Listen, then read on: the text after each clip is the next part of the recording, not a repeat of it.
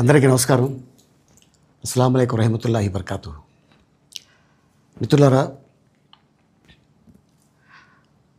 1999లో నేను రాజకీయాల్లో అడుగుపెట్టాను. మా పెద్దాయన డాక్టర్ డి రామానాయుడు గారి కోసం. ఎందుకంటే నేను చైల్డ్ ఆర్టిస్ట్ తర్వాత నేను మళ్ళీ ఒక వయసు వచ్చిన తర్వాత నాకు అద్భుతమైన అవకాశం ఇచ్చి ప్రేమ ఖైదీ అనే సినిమాతోటి మళ్ళీ నా కెరీర్ స్టార్ట్ అయింది చైల్డ్ ఆర్టిస్ట్ తర్వాత. అలాగే వారు బాపట్ల నుంచి ఇలాగ నేను ఎంపీగా నుంచుంటున్నాను రా, నువ్వు రావాలి, నా క్యాన్వాస్ చేయాలి అనగానే తప్పకుండా గురుగారు, ఎందుకంటే మీ సినిమా తర్వాత నేను మళ్ళీ ఒక ఆర్టిస్ట్గా నేను ఎదిగాను, సో డెఫినెట్గా నేను వస్తాను అని చెప్పి వెళ్ళటం జరిగింది. అప్పుడు టీడీపీ హయాంలో దాదాపు ఒకే పార్టీలో 20 సంవత్సరాలు నేను ఉన్నాను. తర్వాత మళ్ళీ ఇటు రావడం జరిగింది.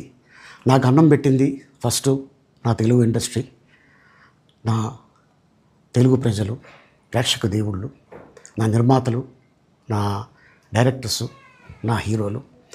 ఈ రోజున ఈ రేంజ్లో నేను ఎదిగాను. 45 సంవత్సరాలు ఇండస్ట్రీలో ఉన్నాను. దాదాపు 1200 సినిమాలు పైచిలుకు యాక్ట్ చేయడం జరిగింది. 6 భాషల్లో యాక్ట్ చేయడం జరిగింది. ఓకే, నేను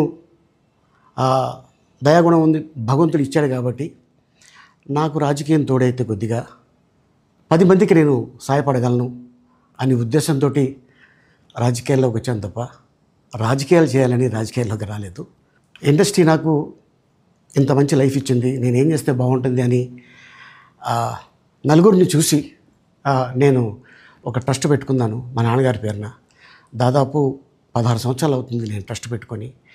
ఏ రోజు కూడా, ఈవెన్ దో కోవిడ్లో కూడా ప్రతి నెల వాళ్ళకి 1000 రూపాయలు నేను సాయం చేసేవాడిని.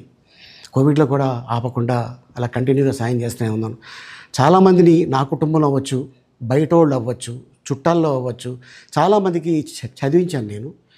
అండ్ అలాగే మా తల్లిదండ్రులు నాకు ఇచ్చిన ఒక గుణం అది అందరితో పంచుకోవాలని చెప్పి ఉద్దేశంతో నేను ట్రస్ట్ కూడా పెట్టుకున్నాను.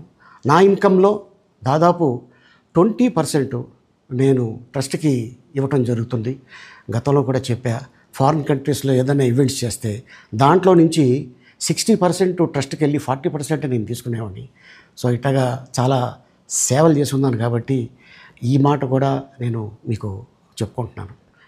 అండ్ అలాగే నేను వ్యక్తిగతంగా ఎవరి మీద ఏ పార్టీలో ఉన్నా కూడా నేను నా పార్టీ గురించి నేను పొగుడుతాను, అక్కడ ఉన్న వ్యక్తి ఎమ్మెల్యే క్యాండిడేట్ గురించి నేను పొగుడుతాను, నా నాయకుడిని నేను పొగుడుతాను తప్ప ఎప్పుడు ఎవరిని కూడా ఒక మాట అంటాం కానీ వాళ్ళ లైఫ్ గురించి కానీ వాళ్ళ పర్సనల్ లైఫ్ గురించి కానీ ఎప్పుడు కూడా ఏ వేదిక మీద కూడా మీరు వెతికినా కూడా దొరకదు. అండ్ అలాగే సో నేను ఈ రోజున మీ ముందుకి రావడానికి కారణం ఏంటంటే, నేను ఏ పార్టీ మనిషిని కాదు, ఏ పార్టీ సపోర్టర్ని కాదు, ఐఎమ్ జస్ట్ కామన్ మ్యాన్గానే ఉండి ఇక నా సినిమాలు, నా షూటింగ్లు నేను చేసుకుందాం అని చెప్పేసి అనుకుంటున్నాను. That's it. ఈ మాట చెప్పడానికే నేను మీ ముందుకు వచ్చాను.